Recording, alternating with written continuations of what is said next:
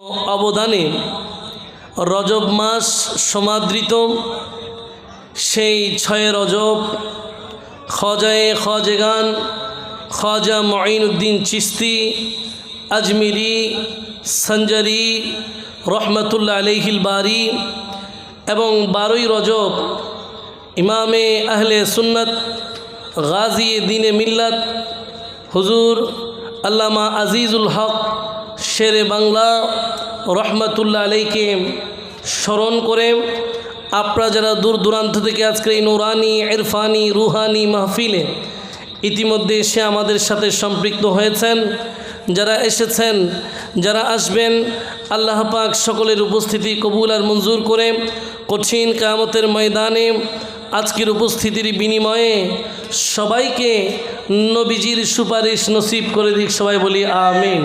আর একটু উচ্চ আওয়াজে বলি। আমরা তো সবাই নবীজিকে ভালোবাসি, ভালোবাসার পূর্ণতা আসুক কিংবা না আসুক, আমাদের অন্তর নবীর প্রেমে সিক্ত। এই জন্য নবীজির নাতে মুস্তাফা শুনলে আমরা আমাদের জবানকে বন্ধ রাখতে পারি না। আমরা নিজেরাও চেষ্টা করি নবীর নাতে মুস্তাফা শুনে ধন্য হওয়ার জন্য। আসুন আজকের এই আলোচনাকে বরকতমণ্ডিত করার জন্য সর্বপ্রথম মহান ওসিলা আল্লাহর নবীর নাতে মুকাদ্দাস দিয়ে শুরু করতে চাই। আমি আশা করছি আপনারাও আমার সাথে পড়বেন। জবি মেরি হো সঙ্গে দর तुम्हारा या रसूल अल्लाह, जबी मेरी हो संगे दर तुम्हारा या, यही है एक जीने का सहारा या रसूल अल्लाह, यही है एक जीने का सहारा या, दिखा दो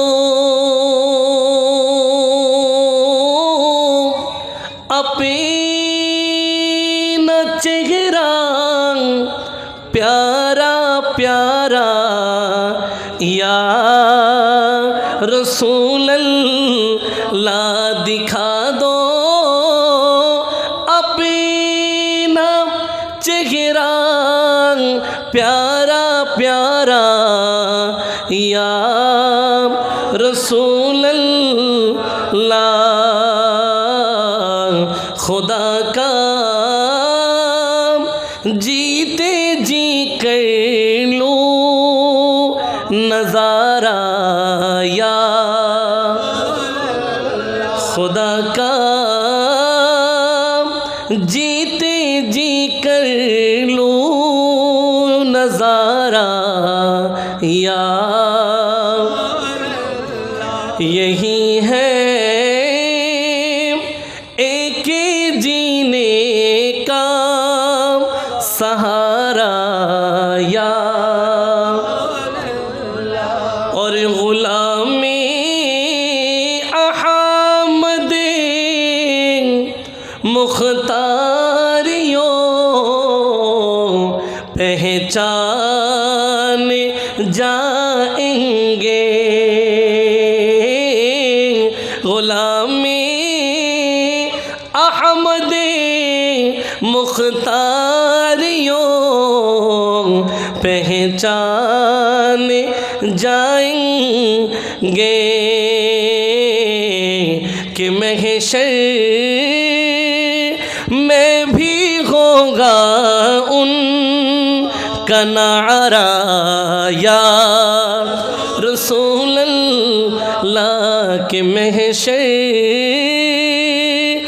में भी होगा उनका नारा या,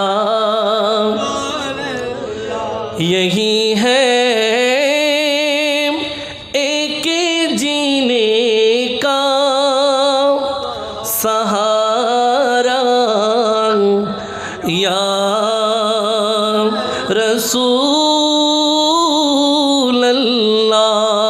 রাসূলাল্লাহ। সবাই বলি মারহাবা, আরো চিৎকার দিয়ে বলি সুবহানাল্লাহ, আলহামদুলিল্লাহ, আল্লাহু আকবার, সুবহানাল্লাহ, আলহামদুলিল্লাহ, আল্লাহু আকবার, সুবহানাল্লাহ, আলহামদুলিল্লাহ, আল্লাহু আকবার।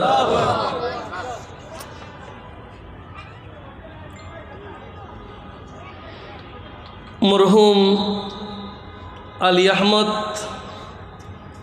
ও বেগম আলী আহমদের পরিবারবর্গ কর্তৃক আয়োজিত একটি মাহফিলে অনেকগুলো বিষয় একীভূত হয়েছে। বিশেষ করে পবিত্র ঈদে মিলাদুন নবী সাল্লাল্লাহু আলাইহি ওয়াসাল্লাম, পবিত্র ফাতিহায়ে ইয়াজদাহুম, ফাতিহায়ে খাজা গরিব নিবাস, ফাতিহায়ে হুজুর ইমাম শেরে বাঙ্গালা এবং ফাতিহায়ে মীর সৈয়দ শাহ রাদিয়াল্লাহু তাআলা আনহুম আজমাইন।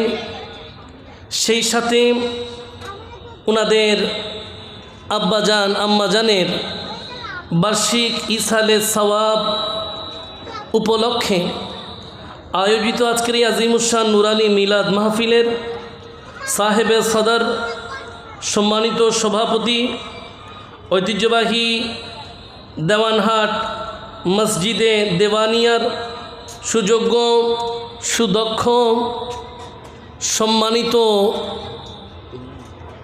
সফল খতিবে মুকররম মুনাজির আহলে সুন্নাত হযরতুল আল্লামা আলহাজ মৌলানা মোহাম্মদ কামাল উদ্দিন রাজভী সাহেব কিবলা মুদ্দাজিল্লাহুল আলী, আজকের এই মহতি আয়োজনের মেহমানে আলাম, এদেশের সুন্নি জনতার অভিভাবক, সুন্নিয়তের এ ময়দানের বীর সিপাহ সালার, বিশেষ করে দরসুল কোরআন, দরসুল হাদিস, দরসুল ফিকাম, মাহে রমাদানুল মুবারকে কিয়ামুল লাইল মাহফিলের যিনি প্রবক্তা, ঐতিহ্যবাহী দ্বীনি শিক্ষা প্রতিষ্ঠান চট্টগ্রাম নিসারিয়া আলিয়া কামিল মাদ্রাসার সাবেক সফল অধ্যক্ষ,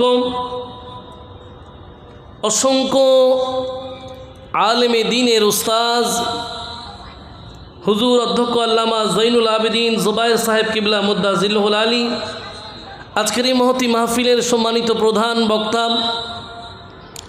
যাকে সুন্নি জনগণ তাদের মনের মণিকোঠায় জায়গা দিয়েছেন এই বলে, যিনি একজন শায়েরে রসুল, যার জবানে আলা হজরতের কালামগুলো এত ভালোভাবে শোনা যায়, ইমানদারের অন্তর পবিত্র হয়ে যায়, নবীর প্রেমে সিক্ত হয়ে যায়। ঐতিহ্যবাহী উরকিচর মোহাম্মদিয়া গাউসিয়া সুন্নিয়া সিনিয়র মাদ্রাসার সম্মানিত অধ্যক্ষ হযরতুল আল্লামা অধ্যক্ষ হাসান রেজা আল কাদরি সাহেব কিবলা মুদ্দাজিল্লাহুল আলী, আজকের এই মহতি মাহফিলে আরও উপস্থিত থেকে এই মাহফিলকে শোভাবর্ধন করবেন ঐতিহ্যবাহী বোয়ালখালী গোমদণ্ডী দরবার শরীফের নায়েবে সাজ্জাদ আনশিন মুনাজির আহলে সুন্নাত শাহজাদা হজরত মাওলানা শাহ সুফি সৈয়দ আহমদুল হক মাইজভান্ডারি। আজকের এই মহতি মাহফিলে বিশেষ করে উদ্বোধক হিসেবে উপস্থিত থাকার সদয় সম্মতি জ্ঞাপন করেছেন আল হারামাইন হজ কাফেলার সুযোগ্য সম্মানিত চেয়ারম্যান আমিরুল হুজ্জাজ হুজুর আল্লামা জনাব মৌলানা মোহাম্মদ ইদ্রিস আল কাদরি সাহেব কিবলা সহ ডানে বামে সামনে পেছনে পর্দার আড়ালে যারা যেখান থেকে মাইকের আওয়াজে আমাকে শুনছেন, সকলের প্রতি দৃষ্টি আকর্ষণ করে আরও একটিবার সালাম দিতে চাই। আসসালামু আলাইকুম ওয়া রাহমাতুল্লাহি ওয়া বারাকাতুহু। পবিত্র মাস, মহিমান্বিত মাস রজব মাস আমাদের মাঝে সমাগত। আমরা জানি সৃষ্টির শুরু থেকে মহান রব্বুল আলামিন মাসের গণনা রেখেছেন 12টি। এই 12টি মাসের মধ্যে আল্লাহ পাক 4টিকে একটু চমকপ্রদভাবে সম্মানিত করেছেন, যেগুলোকে কোরআনের ভাষায় আশহুরুল হুরুম বলে। সেই 4টি মাস আল্লাহর নবী রহমাতুল্লিল আলামিন হাদিসের মাধ্যমে এটা জানান দিয়েছেন যে 12টি মাসের মধ্যে 4টি মাস সম্মানিত। এই 4টি মাসের মধ্যে 3টি মাস ধারাবাহিক।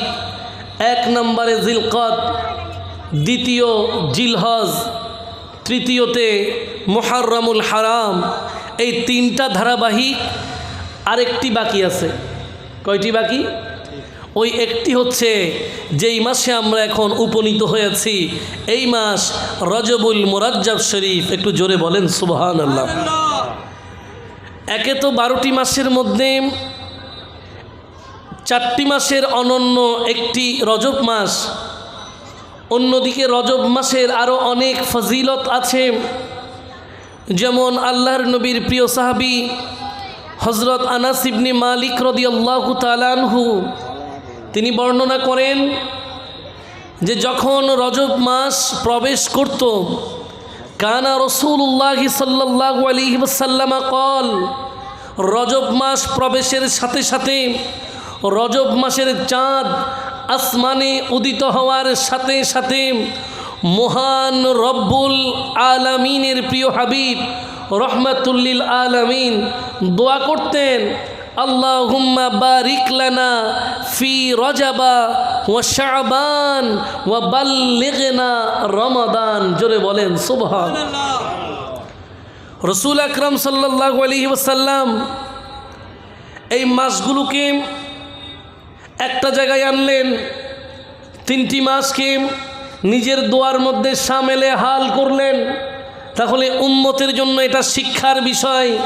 যেই মাসের মধ্যে আল্লাহর নবী বরকতের জন্য দোয়া করেছেন, রজব মাসের জন্য নবী বরকতের দোয়া করেছেন, শাবান মাসের জন্য নবী বরকতের দোয়া করেছেন। এই বরকতের ছোঁয়ায় আল্লাহর কুদরতের মহিমায় রমজান পর্যন্ত পৌঁছে যাওয়ার জন্য বারি তাআলার দরবারে দোয়া করেছেন। বুঝে নিতে হবে উম্মতের জন্য নবীর দোয়ায় সংযুক্ত ওই 3টি মাস বড় গুরুত্বপূর্ণ। সুবহানাল্লাহ। এই জন্য রসুল আকরাম সাল্লাল্লাহু আলাইহি ওয়াসাল্লাম রজব মাস আসলে দোয়া করতেন, যেটা আমরা জানি আমাদের মসজিদের সম্মানিত খতিব সাহেব, ইমাম সাহেব বিভিন্ন নামাজের মোনাজাতে রজব মাস আসলে এই দোয়াটা করে। আল্লাহর নবীর হাদিসে মুকাদ্দাসার সাদকায় আমরাও এই মাসগুলোতে বরকত চাই, এগুলোর বরকতে আমরা রমজান পর্যন্ত পৌঁছে যেতে চাই। আল্লাহ আমাদের হায়াতের মধ্যে বরকত দান করে, সবাই বলি আমিন। এর বাইরেও রজব মাস আরও একটি বিশেষ কারণে অনন্য। এই রজব মাসের মধ্যে 26তম একটি দিবাগত রাত আছে, যেই রাত এমন একটা ঘটনার সাক্ষী যেটা পৃথিবীর জমিনে আর কারো জন্য প্রযোজ্য নয়, আর কারো জন্য প্রযোজ্য হবেও না। এটা একমাত্র আমার আপনার প্রিয় নবীর জন্য সেটা প্রযোজ্য, যেই রাতের নাম আমরা জানি লাইলাতুল মেরাজ। জোরে বলেন না সুবহান। লাইলাতুল মেরাজ মানে ঊর্ধ্বগমনের রাত। এই রাতে নবী ঊর্ধ্বগমন করেছেন। মহান রব্বুল আলামিন আল্লাহর নবীকে দাওয়াত দিয়ে মেরাজের রাত্রিতে আরশের মেহমান বানিয়ে নবীর উম্মতদেরকে নাজাতের সার্টিফিকেট হিসেবে নামাজের মতো গুরুত্বপূর্ণ বিধান দান করলেন। এই জন্য লাইলাতুল মেরাজের সাথে সম্পৃক্ত থাকার কারণে এই রজব মাস অনন্য, আমাদের কাছে বড় দামি। তবে এই জায়গায় একটা প্রাসঙ্গিক কথা বলে রাখা ভালো। আমরা অনেক সময় অনেকে রজব মাসের এই রাত, যেটা লাইলাতুল মেরাজ নামে সমাদৃত, এই রাতে ইবাদত করার ব্যাপারে আমরা অনেকেই দ্বিমত পোষণ করি। কি পোষণ করি? দ্বিমত পোষণ করি। মেরাজের রাত্রিতে ইবাদতের কোনো বিষয় নাই বলে অনেকে এটা ওয়াজ করেও, জুমার দিনে তাকরীর করেও, আবার জুমার তাকরীরে কভার হয় না বলে মেরাজের রাত্রিতে এশারের নামাজের পরে মসজিদ তালা মেরে দেয়। এরকম ঘটনা আছে না নাই? এখন এটা বড় দুঃখজনক ব্যাপার। আপনাকে বুঝতে হবে 365টা দিন এবং রাতের সমন্বয়ে আমরা একটি বছর হিসেব করি, ঠিক না? প্রত্যেকটা রাতের মধ্যে বান্দা আল্লাহর দিদার পাওয়ার সুযোগ আছে। প্রত্যেক রাতে বান্দা আল্লাহর দিদার পাওয়ার সুযোগ আছে। কিভাবে? সালাতুত তাহাজ্জুদের মাধ্যমে। সুবহানাল্লাহ বলেন। কোনো রাতের মধ্যে তো আর তাহাজ্জুদ বন্ধ নেই। প্রত্যেকটা রাতে তাহাজ্জুদ বরাবর থাকবে, এটার জন্য আলাদা কোনো দিন খোলাও নাই, বন্ধও নেই। একজন মানুষ 5 ওয়াক্ত নামাজ ঠিকঠাক পড়ে, তাহাজ্জুদের নামাজ পড়ে না, হঠাৎ করে তার মন যদি নরম হয়ে যায়, আল্লাহকে পাওয়ার জন্য যদি সে একটু বেশি সময় দিতে চাই, যে প্রতিদিন উঠতে পারি না, আজকে চাকরি থেকে আসতে একটু দেরি হবে, অন্তত আজকের রাতে আমি একটু তাহাজ্জুদ পড়ি। পৃথিবীর সকল ওলামায়ে কেরাম যদি এক হয়, এই জায়গায় তাকে এই তাহাজ্জুদের নামাজটাকে বেদাত বলার সুযোগ আছে? এটাকে হারাম বলার সুযোগ আছে? নাই, সুযোগ নাই। কেন?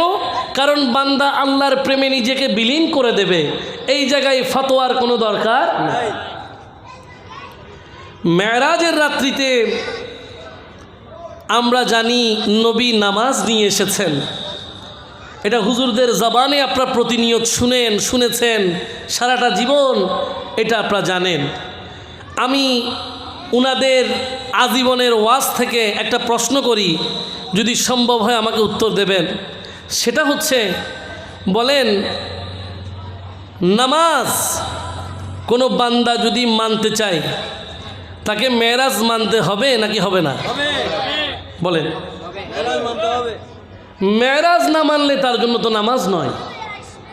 মেরাজ না মানলে তার জন্য নামাজ নয়।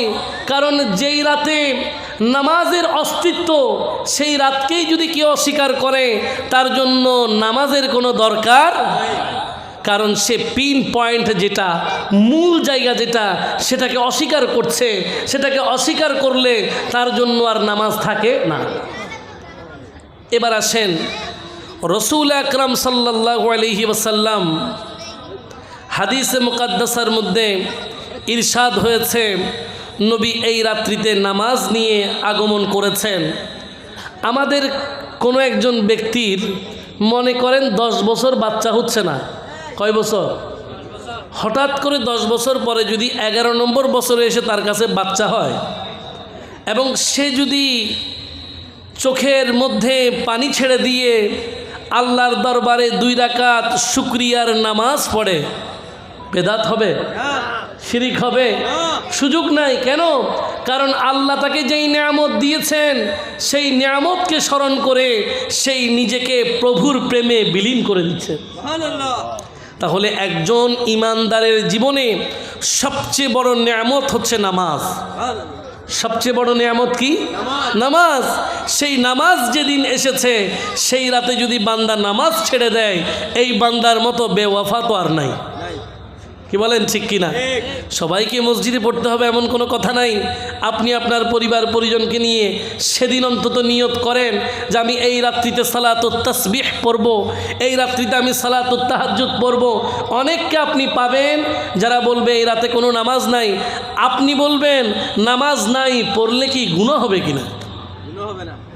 তখন দেখবেন আপনাকে আর কিছু বলতে পারছে না। যাই হোক, এটা প্রাসঙ্গিকভাবে বলে রাখলাম। এই জন্য রজব মাস আমাদের কাছে বড় অনন্য। এই রাত 26তম দিবাগত রাত, যেটা লাইলাতুল মেরাজ নামে খ্যাত, এটা ঈমানদার মুসলমানের জীবনে অত্যন্ত গুরুত্বপূর্ণ। কেন? কারণ এই রাতে আমার আপনার নবী আরশের মেহমান হয়েছে, প্রভুর দিদারে ধন্য হয়েছেন, যেটা আর কারো জন্য প্রযোজ্য নয়, কোনোদিন প্রযোজ্য হবেও না। আমরা সেই নবীর উম্মত হয়ে খুশি না বেজার? তাহলে একটু পড়ি, জিসকা কোই সানি নেহি वो नबी हमारा है, जिसका कोई सानी नहीं वो नबी है, मुस्तफ़ा की अज़मत का, मुस्तफ़ा के अज़मत का हद है ना किनारा है, सलातुनिया अलैकुम सलामुनिया। আসুন আমি আমার নির্ধারিত আলোচ্য সূচিতে ফিরে যেতে চাই। একটা টপিকস আমি সিলেক্ট করেছি, সেটা হচ্ছে মেরাজে মুস্তাফা। জোরে বলেন সুবহান। মেরাজুন নবী এটা এত বেশি বিস্তারিত, যেটাকে আলোচনায় সংক্ষিপ্ত করে আনার সুযোগ নাই। আমরা শুধুমাত্র কিছু পয়েন্ট নিয়ে কথা বলবো, যেখান থেকে আমাদের জন্য কিছু শিক্ষা থাকবে, আমাদের আকীদা, আমাদের বিশ্বাস পাকাপোক্ত হবে, নবীর প্রেমে সিক্ত হবে, বাকিটা জীবন ইবাদতের মাধ্যমে কাটানোর আল্লাহ তৌফিক দান করুক। সবাই বলি আসুন। কোরআন আল কারীমের মধ্যে স্বয়ং আল্লাহ নিজে বলছেন, বিসমিল্লাহির রহমানির রহিম, সুবহানাল্লাযী আসরা বিআবদিহি লাইলাম মিনাল মাসজিদিল হারামি ইলাল মাসজিদিল আকসা الذي باركنا حوله لنريه من آياتنا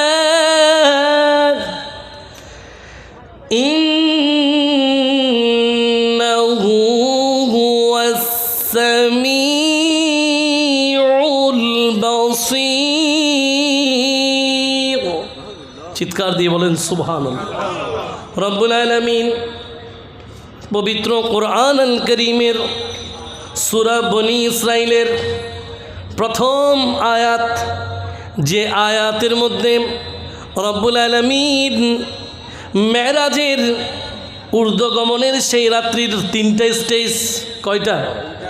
তিনটা স্টেজ, তিনটা স্টেশন। একটা হচ্ছে মসজিদে হারাম থেকে মসজিদে আকসা, দ্বিতীয়টা হচ্ছে মসজিদে আকসা থেকে 7 আসমান পাড়ি দিয়ে সিদরাতুল মুনতাহা, ফাইনাল স্টেজ সিদরাতুল মুনতাহা পাড়ি দিয়ে লা মাকান।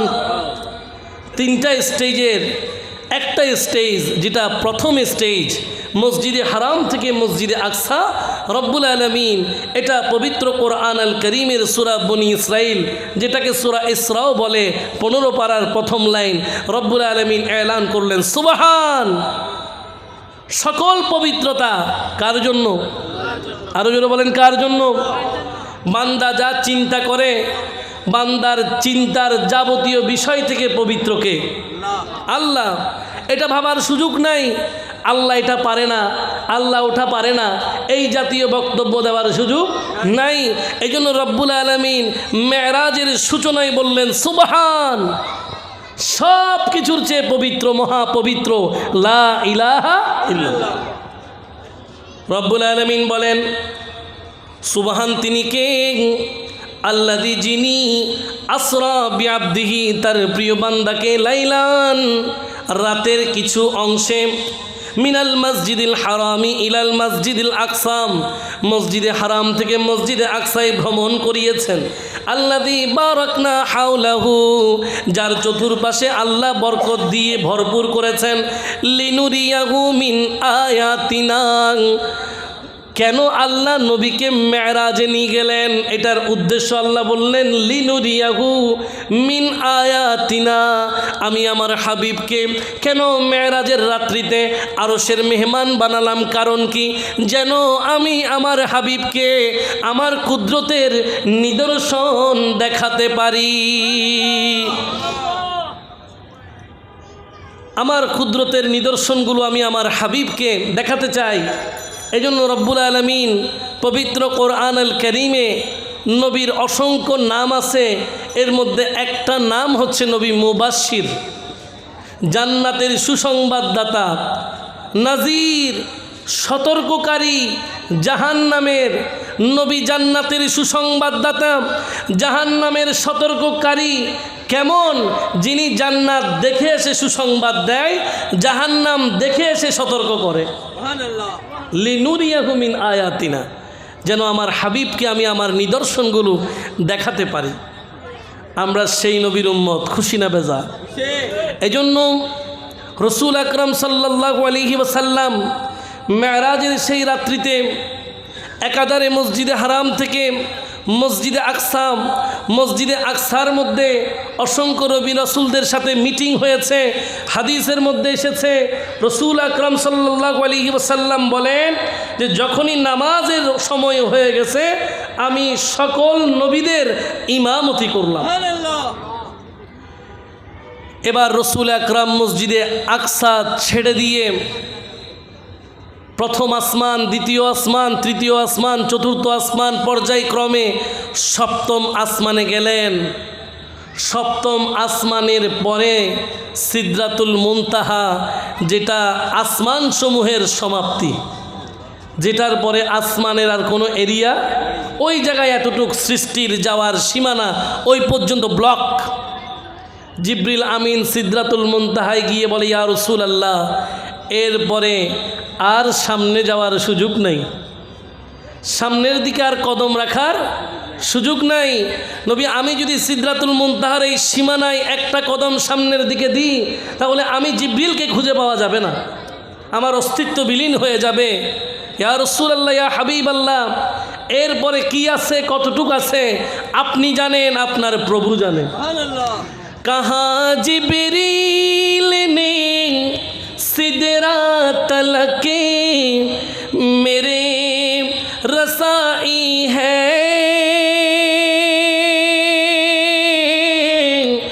मेरे रसाई है कितनी मंजिले आगे, है कितनी मंजिले आगे, नबी जाने खुदा जाने।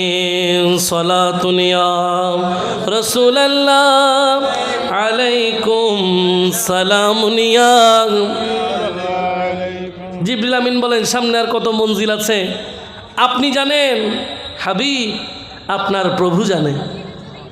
রসুল আকরাম সাল্লাল্লাহু আলাইহি ওয়াসাল্লাম সিদরাতুল মুনতাহা পাড়ি দিয়ে লা মাকান, এমন কাছাকাছি গেলেন, এত নিকটবর্তী হলেন, রব্বুল আলামিন পবিত্র কোরআন আল কারীমে সূরা নাজমের মধ্যে এটার ব্যাখ্যা দিয়েছেন। বিসমিল্লাহির রহমানির রহিম।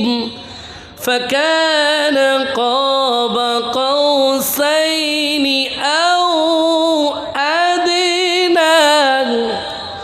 রব্বুল আলামিন হাকিমুল হাকিমিন মেরাজের রাত্রিতে নবী কতটুক গিয়েছেন, আল্লাহর কত নিকটবর্তী হয়েছেন, এটার ব্যাখ্যা দিতে গিয়ে বলেন, দুই ধনুকের মধ্যবর্তী যেই দূরত্ব, তার চেয়ে আরও কাছে আল্লাহ রসুল এসে গেছে। এবং সেই রাত্রিতে রব্বুল আলামিন এলান করেন সূরা নাজমের 10 নম্বর আয়াতে, ফাআউহা ইলা আবদিহি মা আউহা। সেই রাত্রিতে, সেই চমৎকার মিলনে দিদারের মুহূর্তে আল্লাহ নবীকে যা ওহী করার ওহী করে দিয়েছে। সুবহানাল্লাহ। এখন আপনারা আমাকে একটু বলবেন, ওহী যখন আল্লাহ পাঠায় নবীর কাছে, নিয়ে আসেন কে?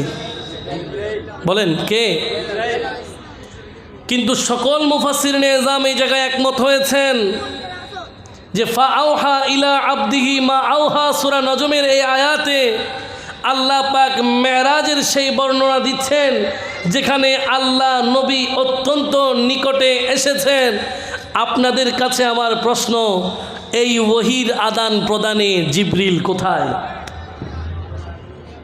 এই জন্য এমন অনেক ওহী আছে যেগুলো জিবরিল আমিনও জানে না, যেগুলো জিবরিল আমিনও জানে না। এই জন্য শায়েররা বড় সুন্দর লিখেছেন, হযরতে জিবরিল কা ইউ আনা জানা और है, हज़रते जिब्रील का यूं आना जाना और है, तालिबो मतलूब का मिलना मिलाना और है, सलातुनिया सलामुनिया हबीबल्लाह। বলছে হযরতে জিবরিল কা ইউ আনা জানা और है, মেরাজের রাত্রিতে জিবরিল আমিনের যেই অস্তিত্ব খুঁজে পাওয়া যাচ্ছে, নবীকে মসজিদে হারাম থেকে রিসিভ করে বোরাকের মাধ্যমে মসজিদে আকসায় আনা, আবার নবীকে সাথে করে নিয়ে প্রত্যেকটা আসমানে অনুমতি নিয়ে প্রত্যেকটা আসমানে নবীকে নিয়ে প্রবেশ করা, সিদরাতুল মুনতাহায় গিয়ে নবীকে আবার সেই জায়গা থেকে আল্লাহর জন্য সুপর্দ করে দেওয়া, আসার সময় আবার নবীকে সাথে করে নিয়ে আসা, এই যে মেরাজের রাত্রিতে জিবরিল আমিনের অস্তিত্ব দেখা যাচ্ছে, আসলে জিবরিল আমিনের ইউ আনা জানা और है, এই মেরাজের রাত্রিতে জিবরিল আমিনের কাজগুলো আসা যাওয়া এটা এক ব্যাপার, আল্লাহ নবীর দিদার এটা আরেক ব্যাপার। আমরা সেই নবীর উম্মত, খুশি না বেজার? এই জন্য আমার আগের বক্তা বলছিলেন যে এমন একজন রসুল আমরা পেলাম যিনি নবীদের নবী, রসুলদের রসুল। আমাদের তো সৌভাগ্য ভাই যে হযরত ঈসা রূহুল্লাহ আলাইহিস সালাম, যার ব্যাপারে অথেন্টিক দলিল আছে, যিনি আল্লাহর দরবারে আখিরি জামানার নবীর উম্মত হওয়ার জন্য চেয়ে নিয়েছেন এবং আল্লাহ পাক ওনার দোয়া কবুল করেছেন। ঈসা আলাইহিস সালাম আবার আসবেন নবী হয়ে না উম্মত হয়ে? বলেন, নবী হয়ে না উম্মত হয়ে? যেটা ঈসা রূহুল্লাহ আলাইহিস সালাম চেয়ে নিয়েছেন ওটা আমরা না চাইতে পেলাম। কি বলেন, ঠিক কিনা? পেছনের ভাইয়েরা বুঝতেছেন? যেটা ঈসা রূহুল্লাহ আলাইহিস সালাম চেয়ে নিয়েছেন সেটা আমরা না চাইতেই পেলাম। তাহলে তো আমাদেরকে ওই নবীর ভালোবাসার ক্ষেত্রে আরও সতর্ক হওয়া দরকার।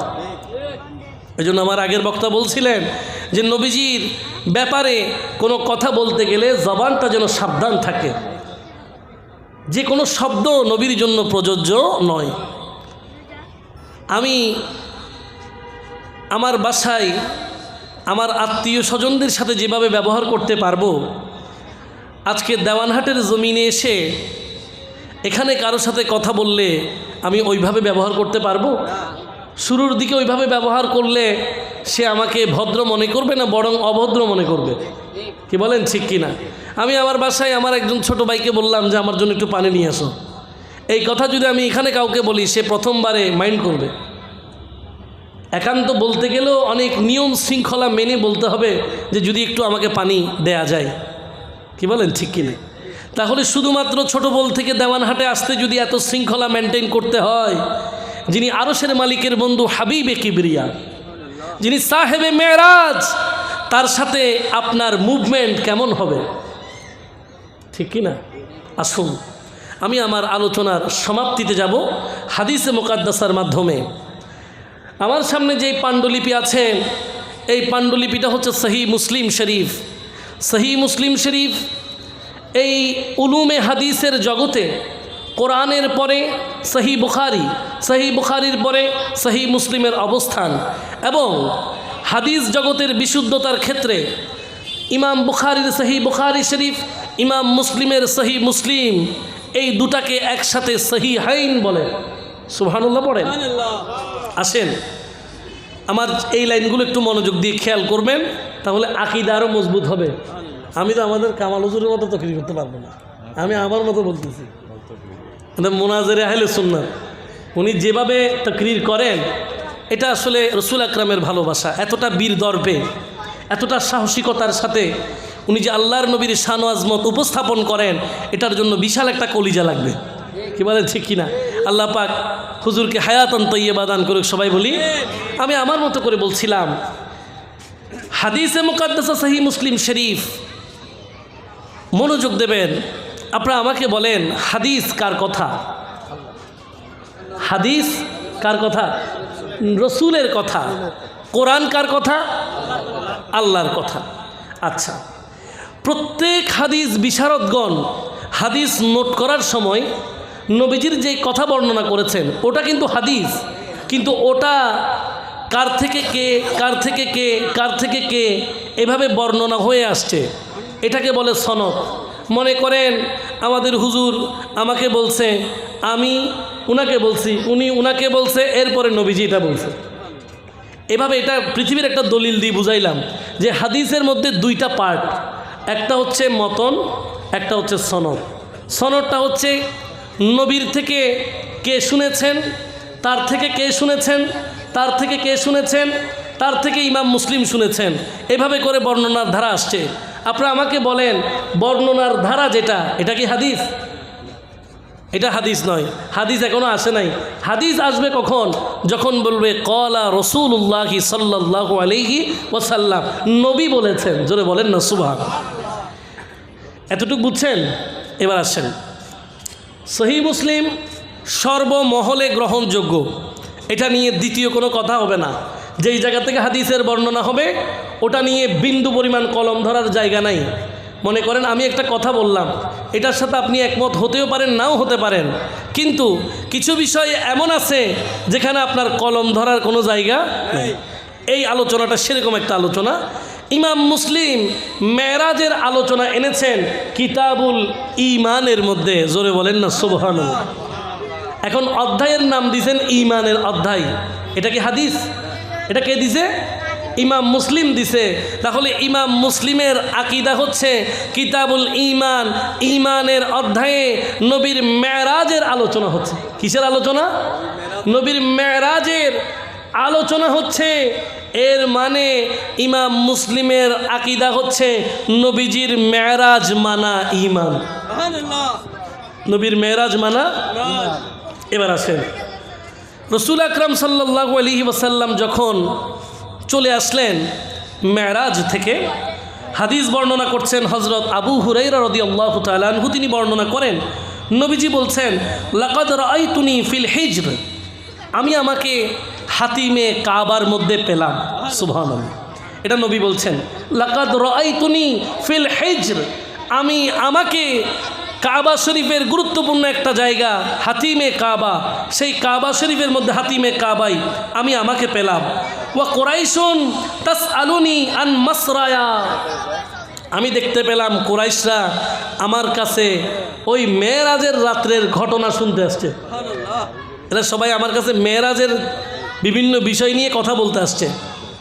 রসুল আকরাম সাল্লাল্লাহু আলাইহি ওয়াসাল্লাম বলছেন, ফাসআলাতনি আন আশিয়া মিন বাইতুল মাকদিস। কুরাইশরা, কুরাইশের কাফের যারা, তারা বাইতুল মুকাদ্দাস সম্পর্কে আমাকে নানান কথা জিজ্ঞেস করতেছে। যেহেতু নবী মেরাজে গেছেন, মসজিদে হারাম থেকে প্রথম স্টেজ কোথায়? বাইতুল মুকাদ্দাস, মসজিদে আকসা, যেটা কোথায় আছে? ফিলিস্তিনে। তৎকালীন সময়ে কুরাইশের অনেক বড় বড় ব্যবসায়ী ছিল, যারা ব্যবসার খাতিরে সেখানে যেতেন, ফিলিস্তিনে যেতেন। ওদের অনেকের এগুলো সম্পর্কে আইডিয়া ছিল, বাইতুল মুকাদ্দাসের কোথায় কি আছে। এই জন্য নবী যখন মেরাজে গেছে বলতেছে, কাফেররা তো জ্বলে পড়ে ছাই হয়ে যাচ্ছে, এরা রসুল আকরামের কাছে আসলেন প্রশ্ন করার জন্য বাইতুল মুকাদ্দাস সম্পর্কে। নবী বলেন, লাম উসবিতহা, এটা আকীদার জায়গা। মনোযোগ, নবীজি বলছেন লাম উসবিতহা, নবী বলেন আমি মেরাজের রাত্রিতে গিয়েছি বাইতুল মুকাদ্দাস, ঠিক আছে, তবে এগুলো আমি আমার স্মৃতিতে রাখি নাই, এগুলো আমি আমার স্মৃতিতে রাখি নাই, প্রয়োজন নাই। কারণ কাফেররা এসে বলতেছে যে বাইতুল মুকাদ্দাসের দরজা কয়টা, বাইতুল মুকাদ্দাসের কোনা কয়টা, বাইতুল মুকাদ্দাসের জানালা কয়টা, এগুলো নবীর দরকার আছে? আল্লাহর নবী তো ইমামুল আম্বিয়া, ইমামুল মুরসালিন, তিনি তো গিয়েছেন মেরাজে, সকল নবীদের ইমামতি করে, যিনি 7 আসমান পাড়ি দিয়ে লামাকানের মেহমান হয়েছেন। এখন তারা যখন বাইতুল মুকাদ্দাস নিয়ে প্রশ্ন করতেছেন, নারে তাকবীর, নারে রিসালাত, নারে গৌসিয়া, হুজুর আল্লামা আব্দুল হালিম আল কাদরি সাহেব কিবলা, আল্লাহুম্মা সাল্লি আলা মাওলানা মুহাম্মদ ওয়া আলা সাইয়্যিদিনা মাওলানা। সোনার মদিনা আমার প্রাণের মদিনা, সোনার মদিনা আমার প্রাণের মদিনা, সবে ভুলিব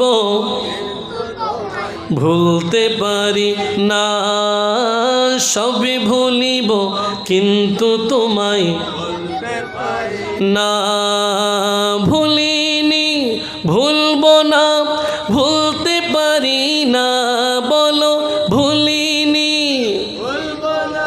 ভুলতে পারি না, সবে ভুলিব কিন্তু তোমায়। সালাতুন ইয়া রাসূলুল্লাহ আলাইকুম সালামুন ইয়া। আসুন, তারা যখন কুরাইশরা আল্লাহর নবীকে বাইতুল মুকাদ্দাস সম্পর্কে জানতে চাইলেন, নবী বললেন এগুলো আমি আমার স্মৃতিপটে রাখি নাই। এবং নবীজি বললেন ফাকারিবতু কুরবাতান মা কারাবতু মিসলাহু কাত্তুন, আমি সেই দিন তাদের প্রশ্নে এত বেশি চিন্তিত হয়ে গেলাম, কখনো এভাবে চিন্তিত আমি হই না। কারণ তারা আমার মেরাজকে প্রশ্নবিদ্ধ করতে চায়, তারা আমার মেরাজকে না মানার জন্য নানান প্রশ্ন করতে চায়, এই জন্য আমি একটু চিন্তিত হয়ে গেলাম। কিন্তু হলো কি, আপনারা আমাকে বলেন আকিদার জায়গা কি বলে? আকিদার জায়গা হচ্ছে নবী যদি চিন্তায় পড়ে, নবীর থেকে নবী নিয়ে চিন্তা করে বেশি কে? আর বলেন কে? আল্লাহর নবী চিন্তায় পড়বে, সমাধান দেবেন কে?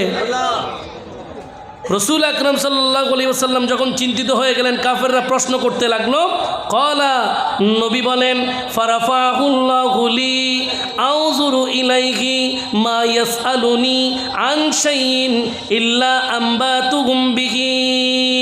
জোরে বলেন সুবহানাল্লাহ। তারা প্রশ্ন করতে লাগলো, আর আমার এই চিন্তাকে দূর করার জন্য আমার প্রভু বাইতুল মুকাদ্দাস আমার সামনে তুলে ধরলেন। কাফেররা প্রশ্ন করে, কাফেররা প্রশ্ন করে, আমি দেখে দেখে উত্তর দিই। আমরা সেই নবীর উম্মত, এজন্য আল্লাহ এবং আল্লাহ রসুলকে ব্যাখ্যা করার বেশি রসদ আমার কাছে নাই।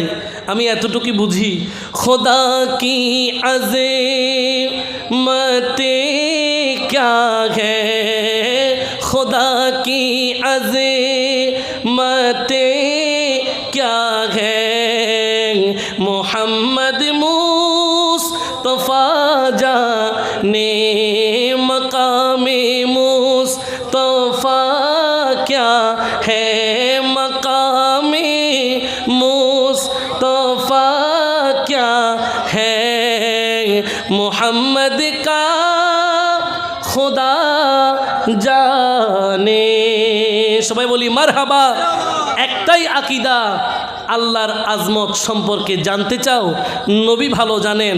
নবীর মাকাম সম্পর্কে জানতে চাও, সে নবীর প্রভু ভালো জানেন। আল্লাহ পাক আল্লাহর নবীর মেরাজে মুস্তাফাকে আমাদের দৈনন্দিন জীবনে বাস্তবায়ন করে, নবীর প্রেমে অন্তরকে সিক্ত করে বাকিটা জীবন নবীর প্রেমে ইবাদতের মাধ্যমে জীবন কাটানোর তৌফিক দান করুক। সবাই বলি, আরেকটু উঁচু আওয়াজে বলি। আগামী দিন নতুন কোনো জায়গায় নতুন কোনো বিষয় নিয়ে আবারও দেখা হবে।